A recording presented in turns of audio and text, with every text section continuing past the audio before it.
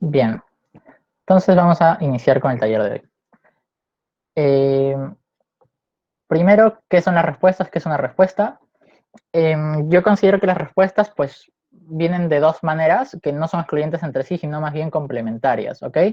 Refutaciones y contraargumentos. Estas son dos maneras de responder. ¿A qué estoy respondiendo? Al caso de una cámara contraria, ¿sí? Estoy respondiendo al caso de una cámara contraria. En la clase anterior vimos argumentación y vimos que un caso era un conjunto de argumentos en el cual se buscaba poder probar la moción que me han dejado, ¿cierto? Entonces, la respuesta es, alguien ya ha salido previamente y voy a responder a ese caso. Siempre tengo que responder porque de esa manera muestro compromiso con el debate, que fue algo que ya hemos conversado también. El poder hacer engagement o comprometerse con el debate es responder, no solamente decir porque mi lado pues tiene la razón, sino comparar con respecto a lo que ya se ha ido enunciando previamente en la discusión. Y entonces, como la respuesta tiene estas dos partes, refutación y contraargumento, es importante conocer la diferencia entre estas dos. Una refutación es como menciona ahí, la explicación de los errores de la cámara contraria. Recordemos que no solamente se van a hablar de los errores dentro de la respuesta, ya que si bien es necesario señalarlos para de alguna manera pues poder ir poniéndome por encima de la otra cámara, también hay una necesidad de igual explicar cómo es que, independientemente de esos errores, es decir, independientemente de las refutaciones, tengo ideas propias que ya valen como y que van a pesar más que las ideas que ha traído la otra cámara, al menos dentro del debate competitivo, ¿verdad? Y la refutación entonces es explicar cómo estos errores dañan el caso de la casa opuesta. Estos errores son de dos tipos. Primero, por omisión, es decir, imaginemos que estoy explicando un argumento, pero me faltaron explicaciones. No es que lo expliqué mal, sino estaba explicándolo bien, pero omití partes que hubiesen terminado de hacer que el argumento sea creíble o que hubiesen terminado de hacer que el argumento sea en verdad relevante. Si no lo he explicado, entonces yo he cometido un error por omisión, ¿ok? Y la cámara opuesta lo que haría cuando me responda es señalar que he omitido explicaciones, que no he explicado eso y por lo tanto no es creíble y por lo tanto no es relevante. Ahorita vamos a ver a detalle cómo es que podemos realizar respuestas efectivas, pero por ahora es parte conceptual. Y lo segundo es un error directo. Un error directo es cuando la cámara contraria sí ha explicado, pero no es una explicación que haya sido eficiente o no es una explicación quizás cierta o relevante. Ahorita también vamos a ver los criterios. ¿Ok? Entonces, esos dos errores son, en síntesis, los errores que puedo señalar dentro de una refutación. Hay muchas maneras y seguramente cuando revisen algún material de debate, vean algún otro taller en YouTube, hay otras maneras en las cuales los categorizan. Yo prefiero sintetizarlo mucho más y solamente señalar, pues, agrupar todo en estas dos maneras por ahora, ya que creo que mientras menos conceptos tengamos que necesariamente recordar, es más eficiente que podamos aplicarlos. Luego, vamos a ir con los contraargumentos. Los contraargumentos son explicaciones de cómo nuestro mundo, es decir, el mundo propio, es mejor que el de la cámara contraria, pero a diferencia del argumento, que solamente era pues la explicación, sí, igual es comparativa, si lo recuerdan, igual tiene que compararse. En este caso es en el mismo aspecto que la cámara contraria ha intentado defender, ¿ok? Entonces, normalmente la lógica formal diferenciamos argumento y contraargumento. En parlamentario británico la diferencia es bien ligera. ¿Por qué? Porque recordemos que estamos hablando de argumentos que siempre tienen que ser comparativos y solamente puedes compararte cuando haces referencia a otro lado, ¿verdad? A otro mundo, al otro caso de la cámara opuesta. Entonces, como siempre son comparativos, la diferencia entre un contraargumento y un argumento en realidad es muy ligera. Y pues, yo prefiero siempre pensar que o todos son contraargumentos o todos son argumentos comparativos y y ya, pero igual pongo el concepto para que más o menos lo tengan en cuenta. Es básicamente lo que hemos visto la semana pasada del contraargumento, solamente que hacemos más referencias a lo que se ha mencionado previamente. En cambio, en el argumento puede ser que aún no se haya mencionado, pero yo me estoy anticipando. Entonces, ahí hay ligeras diferencias que podemos poner. ¿Ok? Entonces, vamos a pasar a los criterios. Dos criterios con los cuales uno puede señalar el error. ¿Ok? Si bien hay dos tipos de errores, por omisión y por, bueno, y errores directos, pues esos errores tienen criterios. O sea, puede que yo haya omitido la plausibilidad, pero también puede que haya omitido el impacto, así como puede ser que no haya explicado bien la plausibilidad, como que no haya explicado bien el impacto. Entonces, hablemos de cada uno. La plausibilidad es lo que hace que mi argumento sea creíble, ¿sí? Y aquí hay un espectro de probabilidad. No es algo verdadero o falso como en la lógica formal, ya lo hemos dicho la semana pasada, sino que hay un espectro que parte sí del punto de la completa falsedad y llega hasta la completa veracidad, pero muy pocas cosas en verdad son así blancas o negras. Normalmente hay como escenarios probables, cosas que puede que pasen o que puede que no pasen, o que pasen más o que pasen menos. Entonces, allí, en cuanto a la plausibilidad, podemos atacar el argumento de tres maneras. Puede ser que quiera negar el argumento, ¿sí? Y digo, no es cierto que, y luego ya señalo lo que ha sido mencionado por la casa contraria. No es cierto que Donald Trump sea el presidente de Bolivia. Bueno, pues sí, tiene sentido, ¿no? No lo es. Así que negación en ese caso. Algo mucho más comparativo es mitigar en comparación con la negación, por ejemplo. Mitigar, ¿qué es mitigar? Es quitar plausibilidad. No estoy negando el argumento, pero estoy quitando la plausibilidad. ¿Para qué hago esto? Para que el argumento sea menos creíble al juez y ya luego yo pueda, pues, decirle algo que es mucho más creíble, ¿cierto? Entonces, mitigar, es decir, no es tan cierto que, o no es tan probable que, no sé, pues no es tan cierto que ya se hayan cumplido con la satisfacción de los derechos de las personas afroamericanas. Pues ya estoy tratando de mitigarlo. Ojo que aquí solamente estoy poniendo la primera premisa. Siempre todas estas maneras tienen que ir acompañadas de una explicación. Si yo digo, no es cierto que Donald Trump es el presidente de Bolivia, lo que le estoy diciendo al juez es, las cosas no son así, pero el juez siempre va a quedarse con la duda de, bueno, entonces, ¿cómo son? Y eso es lo siguiente que tendría que poner al ladito, ¿verdad? Cuando yo diga, no es cierto que X, le digo, en realidad las cosas pasan así y le cierro esa duda que le he generado. ¿Ok? No dejemos dudas abiertas dentro de un debate. Las respuestas siempre tienen que no generar dudas en un primer momento para luego yo resolverlas. Y así es como funciona. Porque si yo dejo la duda, en realidad, ¿qué me diferencia de la cámara contraria que también lo había dejado la duda abierta? Pues no mucho, ¿verdad? Entonces siempre hay que tratar de abrir duda, cerrar duda, pero de la manera en la que yo prefiero. Entonces, cuando yo mitigue, es muy, muy importante que también lo cierre. No es tan probable que pase X. Lo más probable es que pase Y. ¿Sí? Ese es el cierre de la mitigación.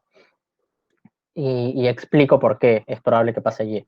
Y la forma como de ataque a la plausibilidad que es comparativa es la siguiente. Es cierto que aquí ya asumo que lo que ha dicho la cámara contraria es cierto, ojo, pero en la mayoría de casos ocurrirá X. Aquí sí he agregado el cierre, por ejemplo, porque no se entendería la forma comparativa sin el cierre. Pero eso no quiere decir que las otras maneras no necesiten el cierre. En este caso, yo podría decir que es cierto todo lo que ha mencionado la casa contraria y que puedo asumirlo inclusive, pero que independientemente de eso, hay algo mucho más probable, que es lo que voy a mencionar quizás en mi argumento contra argumento, ¿sí? Entonces, allí estas tres maneras, nuevamente, no son entre sí excluyentes, pueden ser complementarias. Yo podría decir, no es cierto que ocurra eso, pero incluso si es que pueda ocurrir en algún caso, es más probable que ocurra esta otra cosa. Pero incluso si es que sí ocurriera en todos los casos, ya paso a otra idea, ¿no? Y así voy poniendo como lo que nosotros llamamos el incluso sí.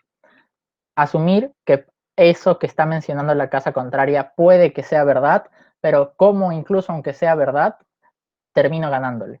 Eso es muy importante cuando yo responda, sea por plausibilidad o sea por impacto. El incluso sí es algo que me ayuda a poder tener como bastante relevancia dentro de un debate, porque el juez va a decir, mientras que una de las cámaras de oposición me explicó por qué el argumento no era cierto, ok, o por qué el argumento pues no es tan real, la otra cámara de oposición me ha explicado cómo es que incluso aunque sea real igual le gana. Entonces, sí, es mucho mejor la explicación de la cámara baja de oposición porque no depende de que esa premisa que mencionó la otra cámara sea cierta o no para ganar. Depende solamente de sus propios argumentos. Entonces, así es un caso que sea mucho más comparativo y mucho más relevante a los ojos del juez. Entonces, creo que eso puede ser como algo bastante útil que sería bueno que se aplique cuando vayan a debatir.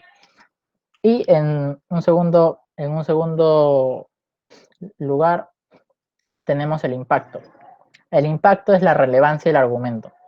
Como habíamos mencionado en la clase anterior, un argumento puede ser creíble, pero puede ser poco relevante, ¿verdad? Entonces, también cuando yo refute y cuando yo responda sobre todo al otro argumento, lo que tengo que hacer es de alguna manera reducir, negar, comparar la relevancia que tiene, ¿ok? Y aquí se aplica básicamente la misma lógica de antes. Negación, pues es básicamente decir, no es relevante lo que está mencionando la cámara contraria para la discusión. ¿Por qué? Ah, bueno, lo voy a explicar. Dos, mitigación. No es tan importante lo que está mencionando la cámara contraria porque hay algo que es más importante. Tres, sí es relevante que X, pero es más importante que eso tal cosa. Y esto se usa mucho, por ejemplo, en debates que hablen de principios. Hay algunos debates que ya vamos a hablar de ellos, son debates que tienen muchos argumentos de principio. Los argumentos de principio son aquellos que son un poco más abstractos y también un poco más complejos de entender hasta cierto punto. Cuando yo estoy tratando de ponderar valores, ¿sí? Es como una ponderación de derecho, para los que estudian derecho quizás lo pueden relacionar en ese lado. Hay debates y casi todos los debates oponen valores, solo que hay algunos que ya el foco de la discusión está justamente en la parte abstracta y son bien densos, pero esto sirve mucho, por ejemplo, el tema de la comparativa en cuanto a relevancia. Es como, sí, es cierto, un valor muy importante en este debate es la libertad. Sin embargo, creo que un valor mucho más importante es la seguridad. ¿Por qué? Porque no puedes ser libre si no te sientes seguro y cómodo de poder realizar las acciones que tú desees. Entonces, la seguridad es un prerequisito de la libertad. Y esa se podría ser una explicación que se podría dar en un debate de aplicar la vigilancia, ¿no? Que los estados pueden vigilar a las personas, no sé, a un debate sobre eso. Un argumento podría ser a nivel valórico, discusión de libertad versus seguridad, pero ya estoy comparando, no estoy negando que la libertad sea importante, digo, sí, es muy importante, pero es más importante lo otro porque es la precondición de la libertad, ¿sí? Entonces, podría tratar de argumentar por ese lado. Siguiente punto, ¿cómo respondo? Hay pasos, ¿sí? Lo anterior era básicamente la parte más conceptual para que más o menos puedan aplicar esos conceptos, pero ya entonces en este lado vamos a ver los pasos. Primero menciono la premisa opuesta, es decir, hago mención de lo que voy a responder, claro. Primero hago eso, pero de la forma más fiel posible, es decir, no debo tergiversar lo que ha dicho la casa contraria, ¿sí? Y aquí hay como siempre una parte fina en cuanto a la frontera entre hacerlo de la forma más fiel posible y hacerlo de forma sintética, porque el juez ya escuchó el argumento de la cámara contraria, entonces sería una gran pérdida de tiempo si es que yo me pongo a explicar de nuevo todo lo que ha dicho la casa contraria. Lo ideal, por ejemplo, es tratar de rotular los argumentos de la cámara contraria. Como les pongo ahora el ejemplo, voy a explicarlo. La cámara contraria ha dicho que la economía va a verse sumamente afectada por la medida X que vamos a aplicar. Eso es mi mención de la premisa opuesta. Luego paso a la refutación. Esto no es tan cierto, y ahí estoy mitigando, ¿sí? Y por eso es importante que sepa el criterio, porque cuando sé el criterio, que es lo que hemos visto hace un momento, puedo saber y puedo hacer más explícito al juez lo que estoy haciendo. Y siempre hacer un poco de metadebate, o sea, contarle al juez y ser bastante como como educativo con respecto a lo que estoy haciendo, con respecto al juez también, y explicárselo, es algo que sirve mucho, porque así es como llevo al juez de la mano por mis argumentos para que vaya entendiéndolos uno por uno y también a través de mis respuestas. Ser bastante explicativo en ese sentido es una habilidad que ayuda muchísimo. Entonces, solo puedo hacerlo si es que tengo claro el criterio. Cuando yo intenté mitigar esos argumentos, que es parte de la refutación, en teoría la refutación refiere a la destrucción completa del argumento, eso es básicamente la definición, pero en BP, o sea, en Parlamentario Británico no se destruyen por completo en realidad, solamente mitigo muchísimo o comparo el argumento, pero no es que se destruyan. Así que cuidado con ese tipo de afirmaciones. Cuando yo haga la refutación, como estaba haciéndolo en ese momento en el que decía, eso no es tan cierto, yo estoy señalando de forma indirecta que estoy mitigando. Podría hacerlo más explícito, como, eso no es tan cierto. Hay 3 mitigaciones importantes. 1, tal cosa. 2, tal cosa. 3, tal cosa. Y esas 3 cosas que he explicado son la explicación, como, bueno, para la redundancia, que se menciona allí de por qué no cumplen los criterios los argumentos de la casa contraria, ¿sí? ¿Cuál es el criterio en este caso? Pues plausibilidad, porque he dicho no es tan cierto que, o no es tan cierto lo que menciona, por 3 razones, ¿sí? Por 3 mitigaciones. Y ahí ya lo he mitigado. Luego, después de haberlo mitigado, el tercer paso para terminar de responder, que puedo hacerlo de manera instantánea o puedo hacerlo ya en un espacio aparte durante mis argumentos, es poder referirme a ese punto para ya hacer una explicación más detallada de cómo es que en mi lado no, no ocurre lo que está diciendo la casa opuesta, ¿sí? Entonces podría haber hecho eso y decir, vamos a explicar mucho más a detalle en nuestros argumentos cómo es que esta premisa es todo lo contrario de lo que ha mencionado la casa opuesta. O podría haberlo hecho en ese momento diciendo, en realidad, la manera en la que pasa es la siguiente. 2 puntos sobre esto. 1, tal. 2, tal. Sí, por ponerles un ejemplo. Entonces, eso ya es cuestión de cómo prefieran, dónde prefieran poner esa explicación. Quizás al inicio, cuando estemos como practicando, si es que sienten que se les puede ir la hilación de la respuesta, puedan responder con paso 1, 2 y 3 de golpe, y quienes sientan que prefieren primero mencionar y refutar cada una de las premisas de la casa opuesta y luego argumentar, también es una manera muy válida, porque muchas veces ya, pues, todos nosotros de las generaciones antiguas hemos aprendido que primero se refuta y luego se argumenta, para separar los espacios de refutación y de argumentación. Y nos hemos quedado con esa idea, lo cual está ok. Pero también está ok si es que uno prefiere, pues, ir haciendo referencia a los argumentos del otro a medida que voy explicando los míos, que es lo que también se llaman refutaciones integradas, ¿no? Integradas a la argumentación. Eso es como mezclar el paso 2 y 3 en uno mismo y hacerlos en conjunto. Pero ya dependerá el orden que ustedes prefieran. Puede ser que sea mucho más conveniente para que vayan igual, sobre todo practicando la efectividad de sus respuestas, que sigan los pasos y ya luego uno cuando va avanzando encuentra su propia manera de acomodar sus ideas dentro del discurso, ¿no? Por ahora sería eficiente, por ejemplo, que mencionen la premisa opuesta, la refuten la contraargumenten, insertando también las ideas que ya tenían más o menos preparadas durante los 15 minutos, y luego pasen a otra idea que mencionó la cámara contraria, la mencionan, la refutan, la contraargumentan. Luego, siguiente idea, mención, refutación, contraargumento. Y de esa manera ya está como separado también y ordenado. ¿Ok? Entonces, es eso. Igual vamos a ir viendo cómo es que a cada uno de ustedes se las acomoda mejor. Que creo que cada persona pues cambia un poco el orden. ¿Sí? Entonces, es básicamente eso.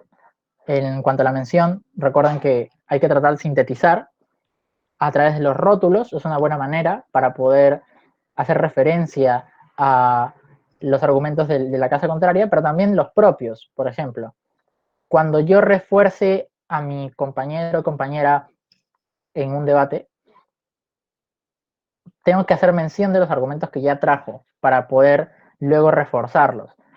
Vamos a hablar del refuerzo de los segundos oradores dentro del formato, pero por ahora es la misma lógica de la respuesta, solo que en lugar de decir por qué es que está mal el argumento de mi compañero, voy a tratar de reforzar más, o sea, de dar más premisas, de reconocer dónde había flaqueado, pero no para decirle dónde ha flaqueado, sino para ayudarle en ese aspecto, ¿verdad? Luego, pues, recordemos que la parte de la refutación es muy, muy, muy importante porque es lo que hace que al juez se le generen estas dudas con respecto al caso que ha traído la cámara contraria, pero que siempre es necesario entonces que lo cierre con una explicación de cómo es que sí funcionan las cosas en mi mundo, ¿sí? Para que pueda en verdad quedar muy, muy claro. Hasta aquí, ¿hay alguna duda? Un ejemplo de una refutación integrada. Yo creo que este sistema, el que estoy explicando ahora, puede servir bastante para una de esas. Y ya, a ver, un ejemplo de una refutación integrada. Imaginemos que la cámara contraria ha explicado cómo es que la libertad es algo que es muy valioso, muy importante, tal, tal, tal. En lugar de yo decir primero, voy a refutar ese punto explicando por qué la libertad no es importante o por qué no es tan importante, paso directamente y digo, tengo dos argumentos. El primero voy a explicar y voy a ser muy comparativo con respecto a lo que explicó la cámara contraria acerca de la libertad. El segundo, voy a explayarme en cómo es que materializamos mejor las cosas en nuestro lado de la casa, ¿verdad? Primer argumento, el argumento de principios que choca con el argumento de principios de la otra cámara. La cámara contraria dice, es decir, es la misma estructura. La cámara contraria dice que la libertad es muy importante. Creo que esto no es tan cierto porque no existen pues valores absolutos dentro del mundo, pero independientemente de eso, si quisiéramos concederle que es tan importante, entonces hay una manera mejor de poder conseguir ese mismo valor, que es poder fomentar sobre todo la seguridad primero de las personas, sea por el medio que sea, en el corto plazo, para luego, en el largo plazo, en verdad consigan libertad. Y ahí yo estoy explicando el argumento, si se dan cuenta. Eso es una refutación integrada. O sea, estoy explicando el argumento al mismo tiempo que estoy refutando. A ver, es como medio extraño, seguramente, porque, porque lo que yo estoy explicándoles ahora es también una manera de ser muy comparativo con respecto a las respuestas que dé. Así que eso de refutar integradamente ya es más o menos extraño en un formato en el que ya se está haciendo comparativo. Entonces, a mí me parece que el concepto, si bien se utiliza, es mucho mejor entender que estamos respondiendo y ya, o sea, estamos respondiendo y respondemos tanto con críticas a nivel de los errores que ha tenido la cámara, como a nivel de premisas ya más explicadas y construidas, es decir, argumentos. ¿Se entiende, Fer? O sea, eh, básicamente hacemos refutaciones integradas cuando somos comparativos. Más bien un ejemplo de una refutación no integrada es cuando yo primero refuto, solamente exhibo los errores primero, todos los errores los exhibo y después de eso recién comienzo a explicar mi propio argumento. El riesgo de esto es que puedo terminar siendo no comparativo. Y cuando termine siendo no comparativo, pues voy a tener muchas complicaciones a nivel del resultado. Entonces, yo creo que es mucho mejor seguir los pasos que tenemos aquí y poder ya desde el inicio estar constantemente siendo muy, muy comparativos. Aunque sea pues relativamente complicado, si es verdad, es mejor ir aprendiéndolo así, en esos 3 pasos, ¿sí? Entonces, intentemos seguirlos. Entonces, ¿alguien tiene alguna duda? Quizá con esta explicación, pues, he entreverado todo. Porque el tema de la refutación integrada es algo un poco más complejo en cuestión del formato también. Jorge, sí. Eh, sí. Claro, como antes mencionabas, yo me recuerdo que refutaba todo y en ciertos, porque por ejemplo puedo tener 5 refutaciones y en 2 decía, bueno, esto lo voy a proceder a explicar en mi argumento o algo así, en mi contraargumento. Ujú, Y luego, y solo traía luego 2 contraargumentos, pero como que las otras refutaciones sí se quedaban así en el aire. Entonces, sí me parece ujú. chévere lo que explicas ahora. Pero, ¿cómo sería entonces? Porque yo ya tengo mis argumentos preparados, ¿no es cierto? En cambio, no sé qué pueda refutar porque eso se ve ya en la acción, Ujú. por así decirlo. Entonces, ¿tú recomendarías integrar mis argumentos ya preparados en las refutaciones que voy a hacer o al revés, ya con mis argumentos que he preparado, integrar las refutaciones? No sé si me entiendo. A ver, tuve una ligera duda con respecto a su último, pero em, creo que he entendido. Por un lado, o sea, yo creo que y cuando veamos encuadre vamos a ver esto como mucho mejor. Hay lo que llamamos respuestas, que es lo que le estoy explicando ahora, y hay aclaraciones. Las aclaraciones no están conectadas con mi argumento necesariamente. Son cosas que trato de como decir para limpiar un poco la discusión, como para que se entiendan algunos detallitos que no necesariamente son como, tienen que estar como enlazados a mi argumento, porque quizá no lo están.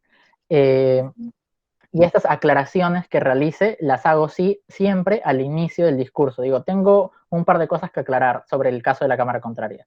Esto no es tan cierto, esto no es tan real. Es muy similar a poder refutar. Y a eso entonces es lo que llamamos refutación propiamente dicha, sin nada más. Entonces, allí cuando yo aclare estas cosas, hay cosas que voy a aclarar y que tengo que aclarar aparte de mi argumentación porque no están conectadas y que no puedo conectarlas porque se me hace muy complicado conectarlas. Entonces, si es que se me hace muy complicado conectarlas, las dejo como aclaraciones que voy a hacer al inicio. Y digo, todo lo demás va a ser responder mis argumentos. ¿Cómo es que logro que mis argumentos en verdad respondan? 2 formas. Y ambas formas son como complementarias, no son excluyentes entre sí. La primera es que cuando yo arme caso, tengo que armar un caso que se anticipe a los puntos centrales que vaya a explicar la cámara contraria. Entonces, en teoría, voy a tener muchas respuestas ya integradas, por así ponerlo, a mis argumentos. Muchas explicaciones ya van a estar integradas y yo les voy a enseñar a cómo anticiparnos a casos, ¿sí? Y la anticipación es una de las 3 habilidades como más importantes. Y después de eso, van a haber cosas claramente que no voy a anticipar por X razones. Entonces, esas cosas que no he anticipado, tengo la opción de dejarlas como aclaraciones o tengo la opción de intentar integrarlas a mi argumento ya hecho. Ojo, aquí ese es lo general que debería hacerse. Es decir, mi argumento no tratar de alterarlo excesivamente porque puede que me juegue en contra en la cuestión de la concentración y del orden, sobre todo.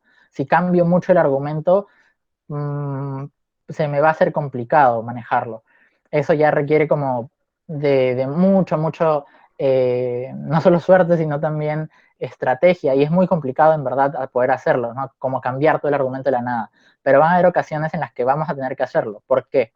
Porque quizás me confundí en cuestión de lo que armé. Quizás estoy armando caso hacia un punto que no está siendo el importante dentro del debate y tengo que meterme al debate sí o sí. Entonces, bueno, pues tengo que ceder nomás, ¿no? Tengo que cambiar mi argumento y tengo que orientarlo ya hacia las respuestas. Quizás pierda muchas premisas que había armado y tenga que acoplarlas más a lo que se ha mencionado dentro de la discusión. Pero lo normal es que yo pues me haya anticipado a algunas de las cosas, que lo que no haya anticipado pueda aclararlo al inicio y que algunas de esas premisas pueda también acoplarlas a mis argumentos sin afectar la estructura que tienen. Quizás pueda acoplarlas como mecanismos dentro del argumento, como caracterizaciones dentro del argumento, que durante mi discurso voy explicándole al juez cómo, pues así funcionan las cosas, note cómo es que la cámara contraria decía que esto era lo opuesto, pero en realidad no, le estoy explicando ahora,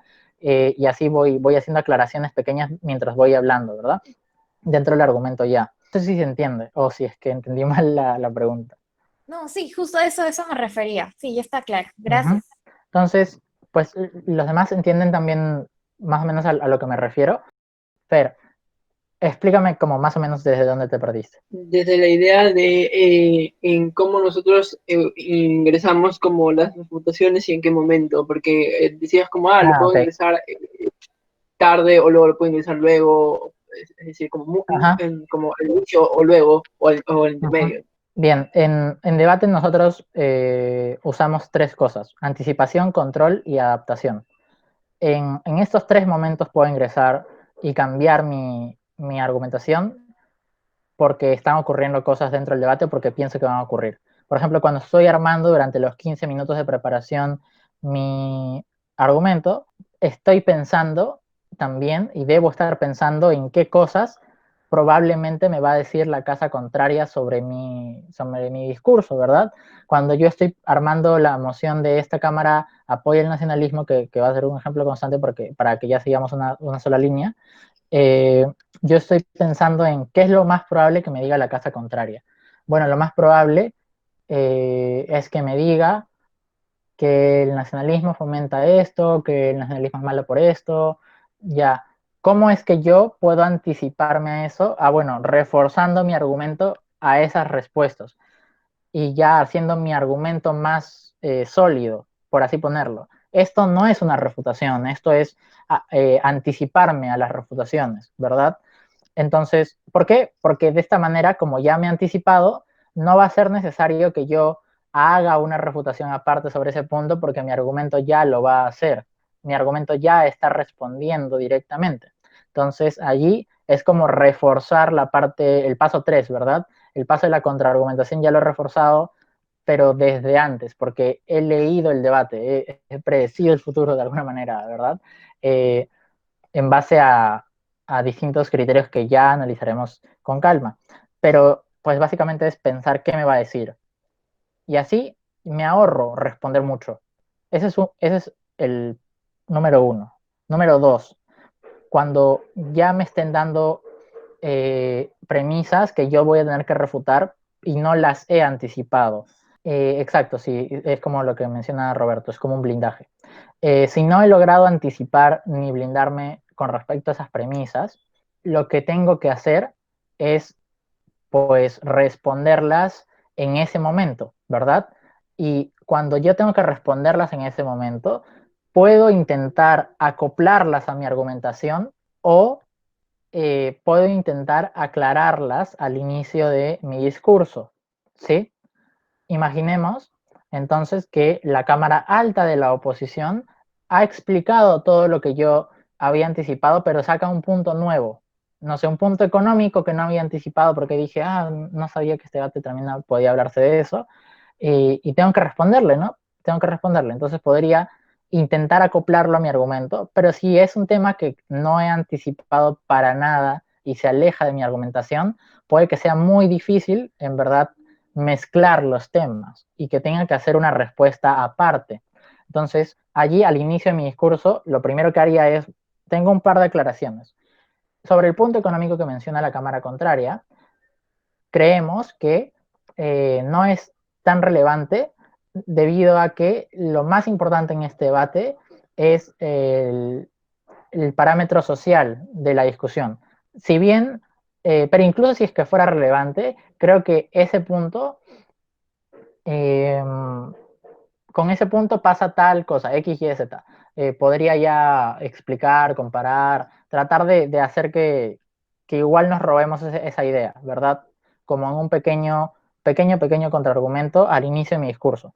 Y ya después de haber hecho eso es como, bueno, ahora sí, expliquemos qué sí es lo más relevante en este debate. Creemos que tenemos, bueno, tenemos dos puntos de análisis. Primer punto de análisis, vamos a hablar de X. Segundo punto de análisis, vamos a hablar de Y. Y ahí ya normal, continúo con lo que había preparado.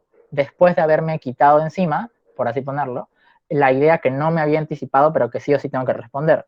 ¿Se entiende esas formas? O sea, ambas formas tengo que aplicarlas. Tanto anticiparme a muchas ideas que probablemente me van a decir, como responder a las que no haya anticipado y no haya previsto. ¿Sí? Y allí ya voy a hacer un poco la separación. Vamos a pasar ya al tema 2, por así ponerlo, de esta sesión, que son los puntos de información. Los he juntado porque en ambos temas hay cosas un poquito similares. Ahorita vamos a verlas. Los puntos de información, esas preguntas que ustedes ven que en los videos la gente les hace a los oradores durante máximo 15 segundos. ¿Sí? Puedo preguntar, puedo afirmar algo, pero lo más importante es que expresemos una sola idea. Y ojo con esto, porque alguien que habla muy rápido podría decirte 5 ideas en 15 segundos. Esto no es eficiente para esa persona porque probablemente no puede explicarlas todas en 15 segundos bien. Pero segundo, tú como que estás recibiendo el punto de información, que le has dicho, está bien, dime tu punto, no tienes por qué aceptar más de una sola idea. La idea, no es la redundancia, es que pues solo te diga una cosa. Así que eh, intenten, tanto cuando reciban como cuando den puntos, expresar una sola idea.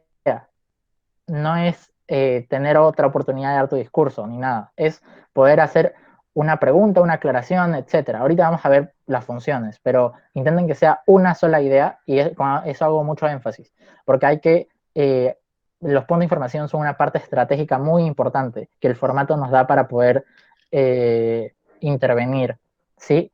Ahora, hay 3 tipos de puntos de información según lo que pues teorizamos por aquí. El primer tipo de punto es el punto aclarativo. ¿Qué me refiero con un punto aclarativo?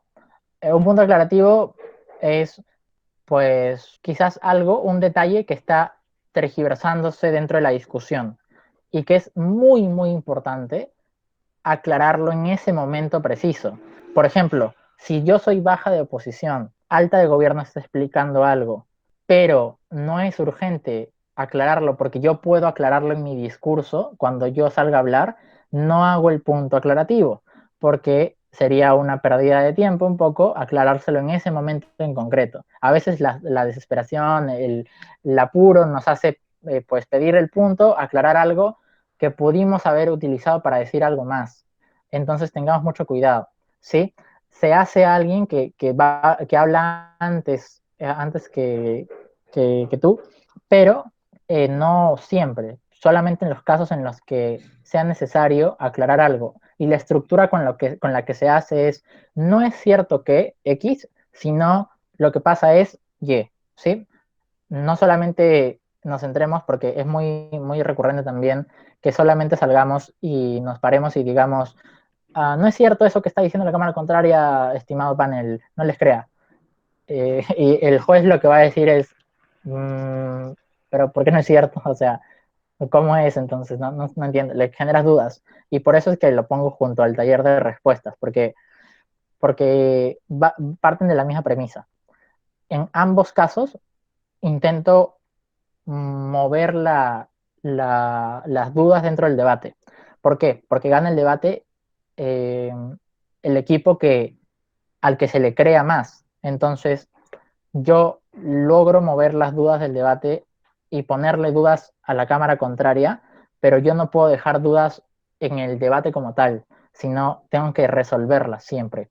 Y en ese punto, entonces, cuando yo haga el punto de información aclarativo, es abrir la duda para cerrarla y terminar de aclarar entonces el tema que se estaba discutiendo.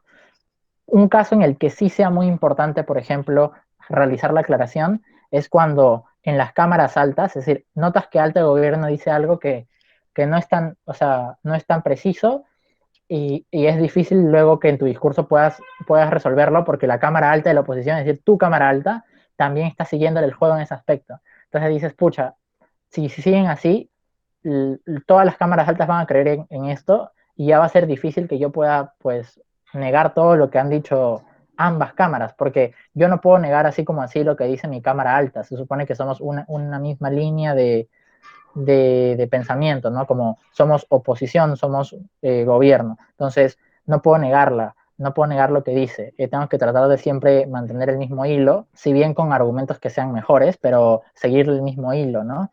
Entonces, si es que ambas cámaras lo aceptan, cuando dos cámaras opuestas aceptan algo, se considera una verdad dentro del debate. Y para el juez va a ser una verdad dentro del debate. Entonces hay que tener cuidado. Los puntos aclarativos tienen que ser cuando se esté dando esto. Un ejemplo más concreto, en el Nacional del año 2019, con Isabel estábamos en la Cámara Baja del Gobierno. La moción era esta Cámara como Theresa May, que en ese tiempo era la primera ministra de Gran Bretaña, esta Cámara como Theresa May llamaría a un nuevo referéndum por el Brexit, ¿sí? Es un tema bien específico, pero pues si más o menos recuerdan, el Brexit, es decir, la salida del Reino Unido de la Unión Europea, generó mucha polémica dentro del país. Y Theresa May, la primera ministra, era la encargada de poder negociar cómo va a ser el acuerdo, ya a nivel mucho más formal y legal, en papel me refiero, para poder salir, porque no es que, bueno, me salgo ya, tiene que negociarlo, ¿no? Entonces, y ver qué es lo que es más conveniente. Y esos acuerdos habían tenido muchas complicaciones porque Theresa May no estaba haciendo tan buen trabajo que digamos en ese aspecto, no estaba negociando de una manera quizás efectiva, al menos para el Parlamento británico y para la población del Reino Unido. Entonces, mucha gente que estaba a favor de salirse de la Unión Europea decía, no, ese acuerdo es muy blando, deberíamos salirnos de una forma más dura, como exigirles más a la Unión Europea. Y la gente que no está de acuerdo con el Brexit, pues decía, bueno, si es que al fin y al cabo ya te vas a salir, no importa de la manera que te salgas, intentemos quedar bien con la Unión Europea al menos, ¿no? Y así están, pues, mechándose por eso, y Theresa May está en medio, tratando de encontrar un equilibrio, pero su acuerdo, la gente decía que era muy tibio, porque no beneficia ni a un lado ni al otro. ¿Qué pasó en ese debate en concreto en el Nacional del 2019? Las cámaras altas estaban debatiendo al revés. La Cámara Alta del Gobierno estaba explicando que tenía que volver a llamar al referéndum porque Theresa May estaba a favor del Brexit, pero que y están como se están confundiendo, porque estaban también hablando de Margaret Thatcher, que no sé qué tenía que ver, pero se habían confundido bastante en cuanto a las premisas que eran ciertas y qué premisas no eran ciertas. La alta de la oposición le siguió eso y comenzaron a debatir al revés. Es decir, uno estaba probando que Theresa May estaba como a favor del Brexit cuando ella nunca lo estuvo, solamente tenía que negociarlo, y el otro lado está diciendo, no, estuvo en contra. Y estaban confundiendo de qué partido era y estaban confundiendo pues todas las afirmaciones que eran reales, ¿no? El mundo real estaba como medio volteado un poco en ese debate y nosotros estábamos muy preocupados porque si es que eso se mantenía así, eh, también íbamos a tener que defender eso que claramente no es el mundo real y no podríamos hacerlo. Entonces, tenemos que aclararlo, nos paramos y le pedimos punto a la alta de la oposición. Le dijimos, pues, ya no le hablamos a la alta de la oposición, ¿no? Cuando uno puede pedir punto, le puede hablar o al equipo contrario o al juez. Entonces nosotros volteamos y le dijimos a los jueces, note cómo es que esas cosas más bien ocurren de la forma inversa, es que las cámaras altas están confundiendo todo el debate. Entonces de esa forma, al menos, ya le estás dejando una idea al juez de eso no es verdad. Y ya luego pues dejas pie a que al menos en tu argumento puedas terminar de detallar por qué no. Al menos tiene que servir para eso. Si es que no te alcanza el tiempo en 15 segundos, que en ese momento no nos alcanzó para explicarle por qué no era en verdad todo lo que se mencionaba cierto. Ese caso es un caso de extrema urgencia en el que sí necesitas hacer la aclaración, pero no siempre se da.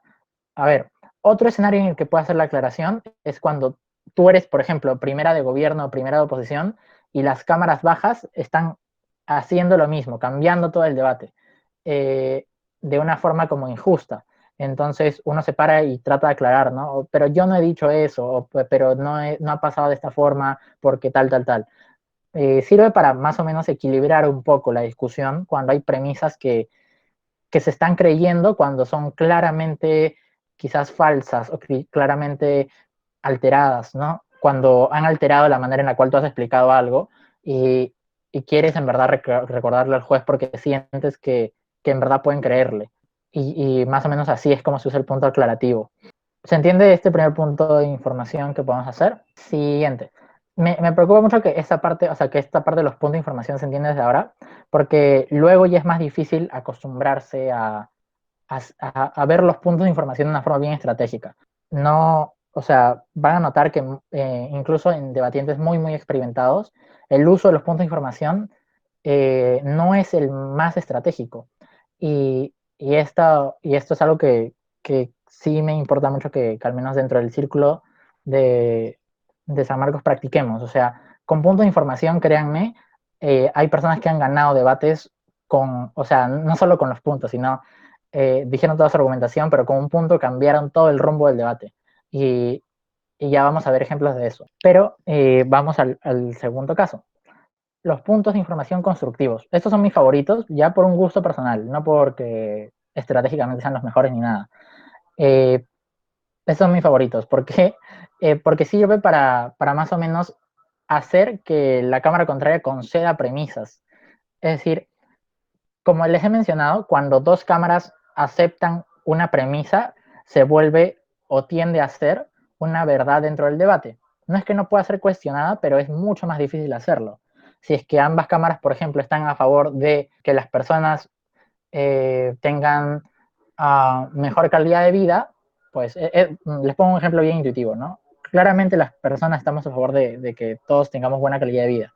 Entonces, eso, cuando dos cámaras están de acuerdo y en consenso en ello dentro de un debate en parlamentario británico, se vuelve una verdad en el debate y algo deseable y algo que ambas cámaras deben buscar. Entonces, mis argumentos van a tener que orientarse hacia ello. Yo podría obligar, o bueno, más o menos presionar a la otra cámara para que conceda premisas que me sean útiles. Y hay maneras de hacerlo. Y una de esas maneras es los puntos de información. Yo soy baja del gobierno. Me paro y le pregunto a la cámara alta del gobierno es, ¿aceptas que los niños son extremadamente influenciables? ¿Sí o no? Y la cámara contraria lo que me diría es sí, no, y luego decirme algo, ¿verdad? Entonces, cuando me conceda una de las dos cosas, si me dice que no y mi argumento dependía de que sí lo fueran, no hay problema. ¿Por qué? Porque yo puedo hablar después y puedo tratar de refutar eso. No hay como problema, no pierdo casi nada. Pero si me dice que sí, lo que está ocurriendo es que esa cámara ha concedido una premisa. Y esa premisa ahora es como algo que puedo utilizar para construir mi argumento encima de ello. Es como, bueno, cuando salga lo que voy a decirle al juez es, panel, recordemos que la cámara contraria acepta que los niños son de esta forma. ¿Por qué es que esto es tan importante? Mi siguiente argumento lo explica, tal. Y así ya me conseguí una premisa. Quizás la premisa sea muy evidente, pero hay premisas que no son tan evidentes o que son muy difíciles de probar. Una explicación, por ejemplo, que a mí me gusta hacer en algunos debates para mover la discusión, al menos cuando son debates un poco abstractos, que tratan sobre la vida, sobre la dignidad, cosas así, es preguntarle a la cámara contraria, ¿crees que la vida tiene un sentido en sí misma o a veces es como, ¿crees que la vida tiene sentido? Y si es así, ¿cuál es? Y la cámara contraria pues suele decir, no, eso es relativo. Y cuando me concede eso, que yo podría probarlo en mi argumento, pero ¿saben por qué es poco eficiente? Porque es complejo de explicar, es algo bien abstracto.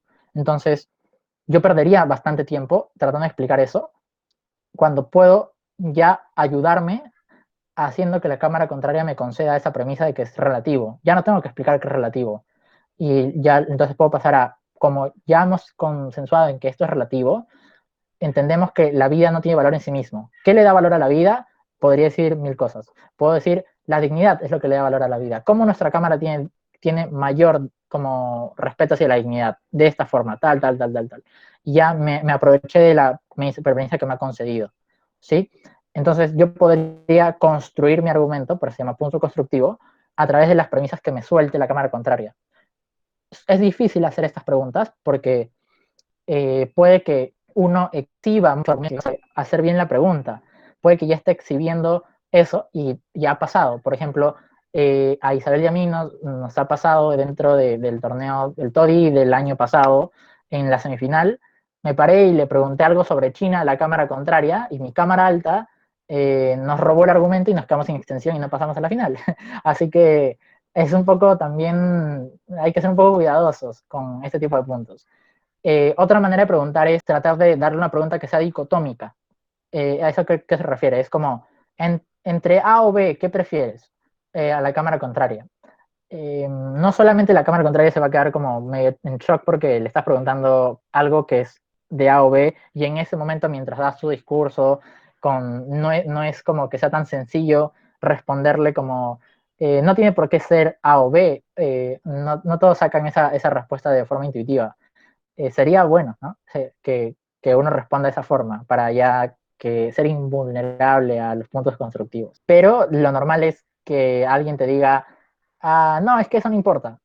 Cuando te responden, es que eso no importa, tú ya puedes utilizarlo para, en realidad, si era importante, ya en tu discurso puedes hacerlo, ¿no? Y a tratar de demostrar al juez que huyó de tu pregunta. O segunda forma y segunda opción es que sí acepte o A o B. Entonces ahí se compromete a tener que resolverte A o B. Y ahí uno puede luego, al momento de refutar, exigirle a la cámara contraria que no respondió en verdad A o B, o no respondió a lo que se comprometió, o qué es lo que pasa cuando escoge A, qué es lo que pasa cuando escoge B. Ya uno hace ese tipo de juegos. Por ahora creo que la manera más útil de ir aplicando esta como información sobre los puntos es cuando vean los debates. Cuando vean los debates, fíjense cómo es que hacen los puntos las otras cámaras, ¿sí? Cuando se fijen en eso, intenten ver si es que entra en la clasificación que estamos poniendo aquí. Si no entra, intenten encontrar, por ejemplo, a qué se acerca más. Porque como les digo, muchos debatientes no usan esta clasificación. Porque quizás no se enseñó, no se enseña tanto, la verdad. Es algo que más o menos hemos ido armando aquí dentro del círculo y a través de algunos talleres extra que he podido ver también, pero no es algo que necesariamente se piense bastante.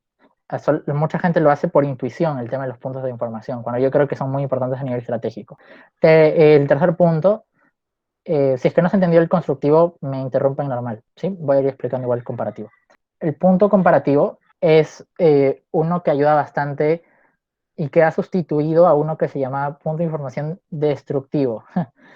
¿Sí? El punto de información destructivo, como su nombre lo dice, es uno en que señalas los errores de la cámara contraria en el punto de información, pero es poco eficiente por dos razones. Primera razón, que yo no puedo refutar un argumento en 15 segundos porque es muy complicado, al menos no hacerlo de una forma tan efectiva.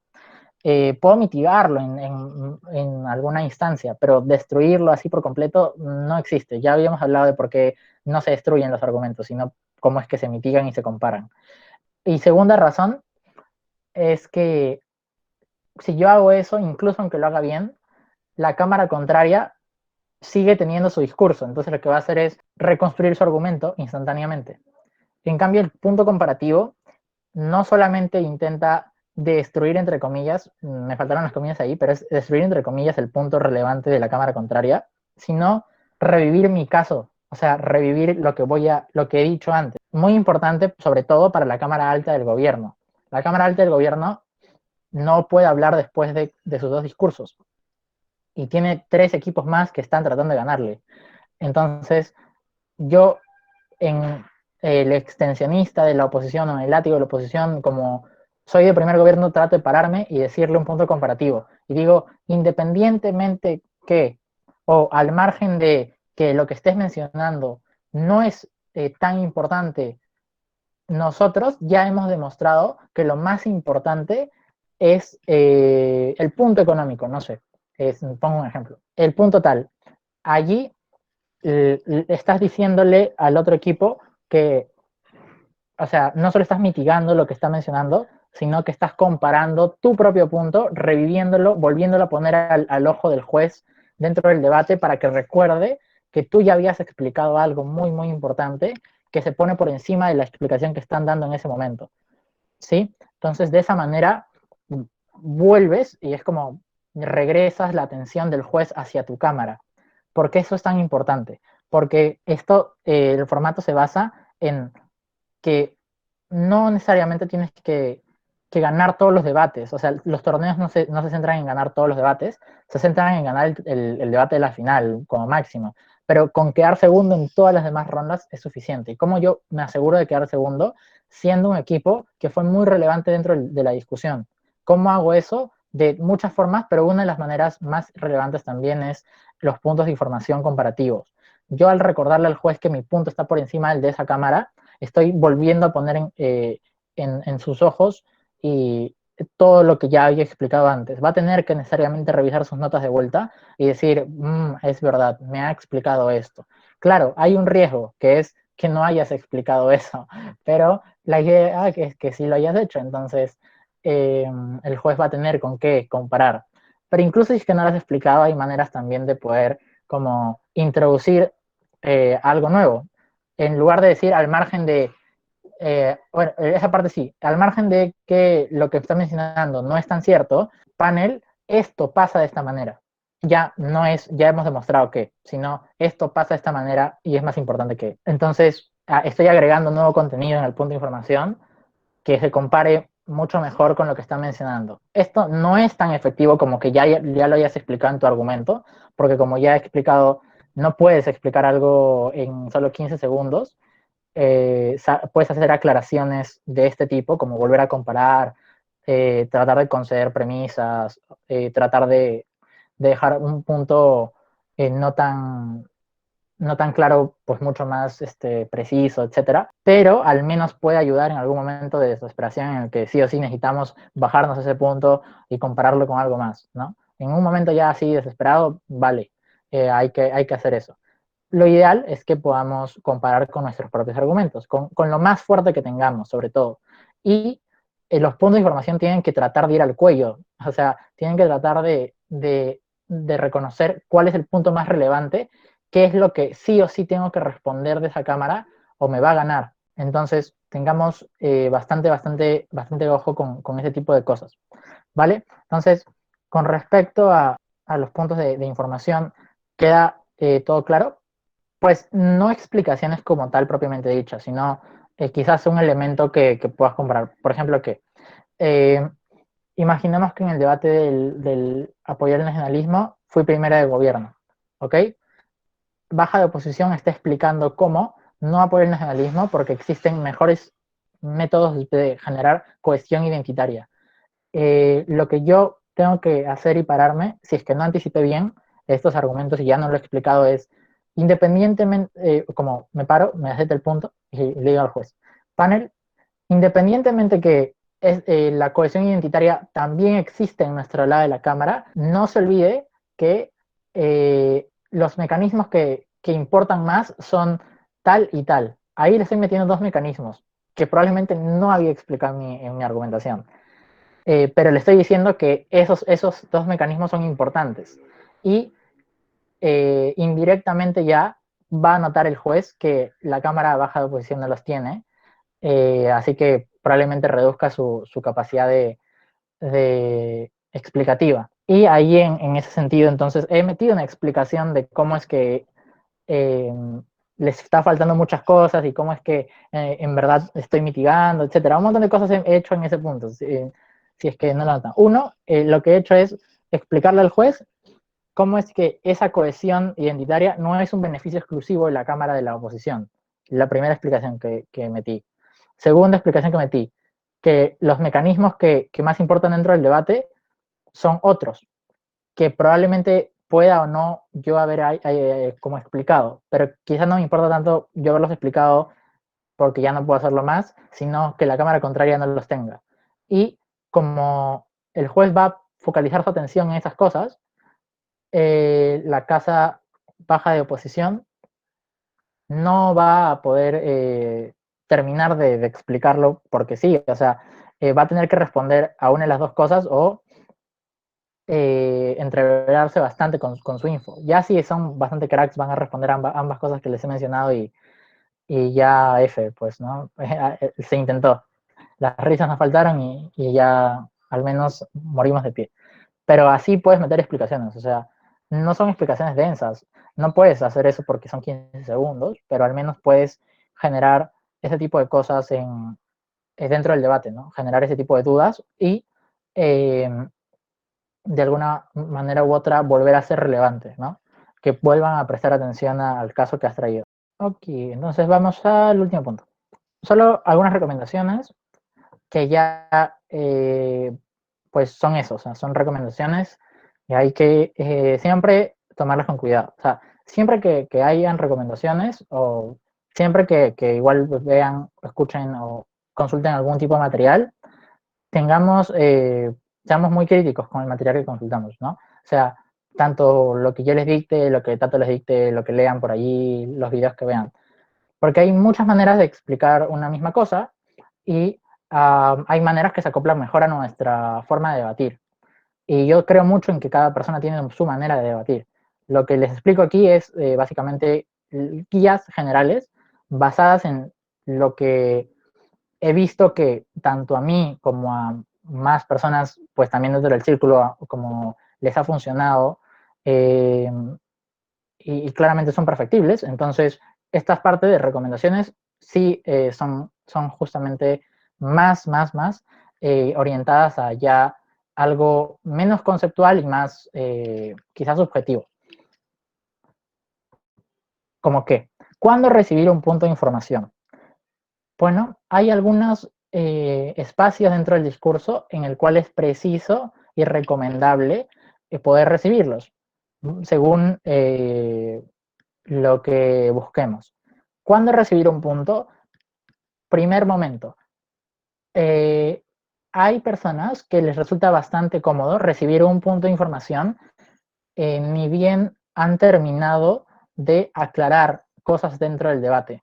Las aclaraciones o el encuadre también suelen llevarte al menos un par de minutos. Y los puntos de información se abren, es decir, pueden pedirse a partir del minuto 1. Entonces, ni bien uno termina de encuadrar, puede incluso pedir un punto, o sea, como alguien tiene un punto que hacerme, ¿no? Bueno, continúo. Puede pedirlo, o sea, como ofrecer el tema de estoy abierto a recibir un punto en este momento. Alguien quiere darlo y alguna cámara puede que diga sí o nadie responde y uno diga, bueno, continúo, ¿no? Y ya uno prosigue. En ese momento, entre el encuadre y los argumentos, es preciso y es recomendable aceptarlos, porque así no cortas tu hilación. O sea, cuando tú recibes un punto, durante tu argumentación, estás cortándola. Es decir, tú estás explicando algo así bien bacán como, bueno, y sí, por eso es que nosotros estamos aprendiendo nacionalismo, ya que van a ver, dime tu punto, y ven, se cortó. Y ahí no estoy haciendo como algo muy preciso. Siempre tengo que tratar de cerrar una idea, sea un subtema o sea el tema central, tengo que cerrarlo para recién poder permitirme aceptar un punto de información, para no cortarme, para no tener que desviar mi explicación, para tener más ordenado todo, que el juez pueda entenderme. Por esto es que es recomendable, entre el encuadre y la argumentación, recibir un punto. Pero recordemos que pueden ser hasta 2 puntos de información lo recomendable también a aceptar. Por reglamento, mejor dicho, eso sí es por reglamento, 2 puntos. No hay penalización si no lo hacen, pero lo habitual es poder recibir 2 puntos. El segundo punto de información, ¿cuándo puedo recibirlo? Bueno, imaginemos que tengo 2 argumentos. Después de mi encuadre, le acepto un punto de información. Luego viene mi argumento 1. Cuando termina mi argumento 1, digo nuevamente, ¿alguien tiene un punto? O bueno, ahora sí, dime tu punto. Antes de eso, durante el argumento, no, porque estoy explicándolo. Y durante el otro argumento, no, porque estoy explicándolo. Después del otro argumento, si aún se permite aceptar tiempo y no he aceptado mis 2 puntos, puedo también hacerlo. Ahora, es peligroso, mientras más tiempo pasa, aceptar puntos de información también. ¿Por qué? Y esto también es otra recomendación, no es una ley general. porque mientras más tiempo pasa, más contenido estás dándole a la otra cámara. Entonces, la otra cámara más te está pudiendo pensar en cuál es tu punto más para ese punto ser el que ataque, o cuál va a ser el punto que quiere comparar. Entonces, mucho cuidado también en ese aspecto. Al inicio lo acepto, pues puede que lo peor que me ocurra es que aclare mis refutaciones o que me refute al menos el primer argumento, ¿no? Y eso puedo reconstruirlo porque aún me queda tiempo.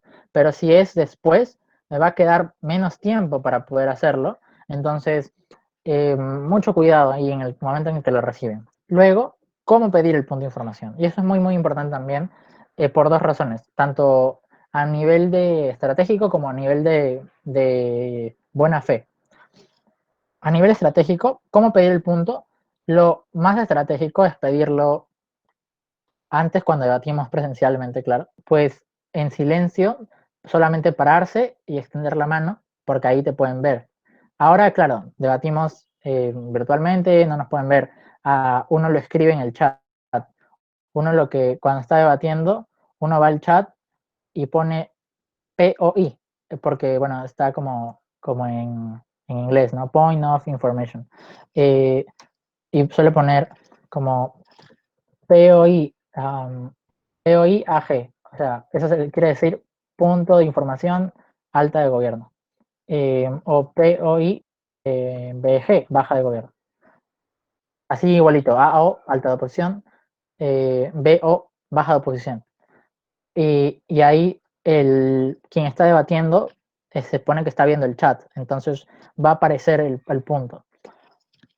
La recomendación es no ser muy insistente en el cómo pedirlo, porque si uno es muy insistente, no solamente no te lo van a dar porque ya está generando cierto tipo de sesgo, ¿no? No le voy a dar punto a alguien que está insistiendo tanto porque seguramente tiene algo que me va a destruir. Entonces, eso es lo que piensa normalmente un orador cuando está dando su discurso y le están insistiendo tanto. No me lo va a dar, ¿no? No quiero darle porque puede destruir mi caso, ¿no? Si es que está tan insistente es porque tiene algo muy, muy, muy fuerte que decirme. Eso es algo que se suele pensar. Ojo, no quiere decir que piensen eso, sino es algo que suele pensar la gente. Y en segunda instancia, cuando interrumpes mucho con pidiéndolo en el chat, hay chats que suenan, por ejemplo el de Discord, o no sé si pues alguien tenga activado el sonido. Entonces, distraes a quien está hablando, es una falta de respeto. Y segundo, en realidad es innecesario. O sea, cuando ya lo pones una vez, lo ideal es que puedas esperarte, según reglamento, y esto sí es según reglamento, al menos 15 segundos para volver a pedirlo. Eh, porque si no, estás haciendo lo que se llama barracking, o estás haciéndole ruido al discurso de quien está hablando, y eso es mala fe, porque se asume que estás intentando ganar a través del hostigamiento y no a través de pues el respeto y los argumentos. Entonces, cuidado con ser muy insistentes a nivel de los puntos. A veces sí, uno tiene muchas ganas de poder decir, comparar, refutar algo que está diciendo la casa contraria en el punto de información, pero hay que saber manejarlo. ¿Ok? Entonces, hasta allí es la sesión de hoy.